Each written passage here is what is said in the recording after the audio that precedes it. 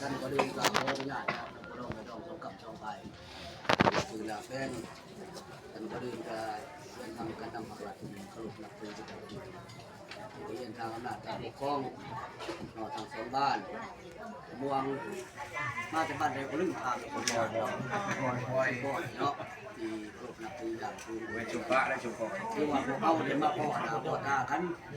มาลืมงานยามที่ทางคนน้องไม่ต้องสองกับสองไปก็หน่อยความมาขับถึงร้านแล้วจะได้มาพ่อกันนะมีการมาขับกับสิบเรียนหนากันเขาสันติว่ามาหอดนี้ก็ดื่มน้ำยามดีทานกาแฟสองกับสองไปลุงคนบันทึกการสุขภาพบ่าวสาวได้แล้วนี่กันเลิกกันหน่อยเด้อเราประคับกันได้เฮากับว่าทำไมเนาะทำไมสาธารณรัฐประชาธิปไตยประชาชนลาวสันติภาพเอกราชประชาธิปไตยภาพวัฒนธรรมวรแหวงสวรรณเขตเมืองจำพรบ้านทำเมืองเลขที่09บทบันทึกการสู่ขอบ่าวสาวตามกฎหมายว่าด้วยครอบครัวลงโคเล่าวิงใส่ความบังคับผู้บ่าวสาวในมือวันที่14 เดือน3 2026อยู่เรือนนางคำพูแสนทวีสุขหน่วย7บ้านทำเมืองเมืองจำพรได้มีการสู่ขอบ่าวสาวเพื่อเอากันเป็นผัวเมียตามฮีตของประเพณีระหว่างท้าวอินทราชัยสมบัติอายุ13 ปีและนางเพชรสมัยอายุ22 ปีทางภายซ้ายประกอบนี้1 ฐานบุญกร2 ฐานคุณมี3 ฐาน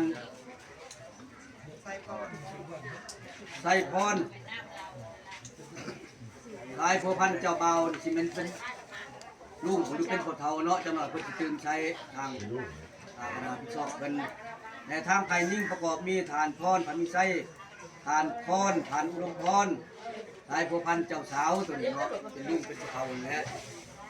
ผ่านการปรึกษาหรือทั้งสองฝ่ายได้ตกลงเป็นเอกภาพกันดังนี้ฝ่ายซ้ายได้ให้สินสอดเป็นเงินจำนวน30 ล้านคำ2 บาท 2 สลึง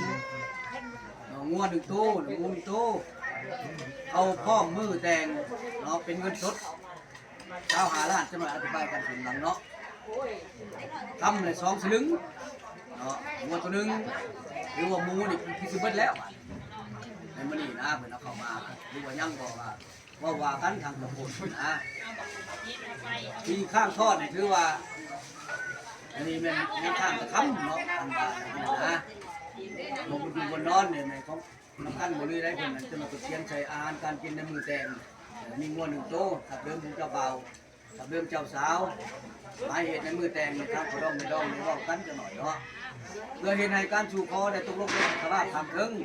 ได้หับการจัดตั้งปฏิบัติทั้งสองฝ่ายมีข้อผูกมัดกันดังนี้ถ้าฝ่ายใดฝ่ายหนึ่งหากปฏิบัติตามบทบันทึกการตกลงอันแมนจะต้องได้รับผิดชอบต่อกฎหมายว่าด้วยร่วมเกี่ยวกับการทดแทนความเสียหายเนื่องจากปฏิบัติตามการมั่นหมายและการถูกขอบทบันทึกฉบับนี้ได้อ่านช่องหน้าทั้งสองฝ่ายและเป็นที่ถูกต้องควรทำการศึกษาดื้อลงกันดังนั้นจึงพร้อมกันลงลายเซ็นไว้เป็นหลักฐานขึ้นพร้อมมื้อนี้เลยแม่น5 ล้านเนาะรองเป็นของมี5 ล้านลายเซ็นเจ้าบ่าวเจ้าสาวจังหน่อยลายเซ็นพยานนี่มีฐานบุญกรฐานคุณมีฐานไสพรลายเซ็นไผ่ยิ่งฐานพรฐานพรฐานอุดมพรยังยืนจากผลการถูกขอ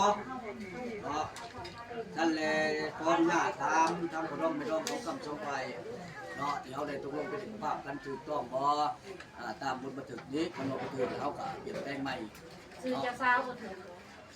เจ้าสาวบันทึกบ๊อบซื้อเจ้าสาวกินดาบ๊อบซื้อไว้เปลี่ยนแปลงใช่เอาที่เชื่อไม้กับไม้เชื่อมือไปออกไปใต้จะใช่เอาเพราะเขาใส่วงเล็กเนี่ยก็ได้กินดาพวกเรียบร้อยกันผมได้ยินแต่ว่าไม้แผ่กินดาเอาเจ้าภาพเขาแจ้งมาเอาได้แล้วมาได้เจ้าภาพส่งแจ้งมาสิไม่ได้ป่ะสมัยไม้ยาวไปจะเขียนใส่ได้ในไม้น้ำตาลไหมหรือว่ายังข้างตั้งแต่25เนาะ เอาบอกกันนะบัดเวลาเอาแต่ตัวเพิ่นเรือจะค้ำเจ้าเรือจะค้ำเท่านั้น ทำ3 บาท บาทสองสลึงเป็นจบแต่นี่ก็ยัง2 บาท2 สลึงเก่าเอากระชั้นคือว่าเป็นเอกภาพนำกันเนาะเอาวันนี้คือว่าได้รองนี่นะกันแล้วทางเดินทางขายเองเคยได้ยินนำคนบ้านในการรู้ถึงสาธารณสุขในทางนี้เคย ใช่ ใช่ชุดนี้ขอแสดงความภูมิใจทางกรมสำหรับชมพาย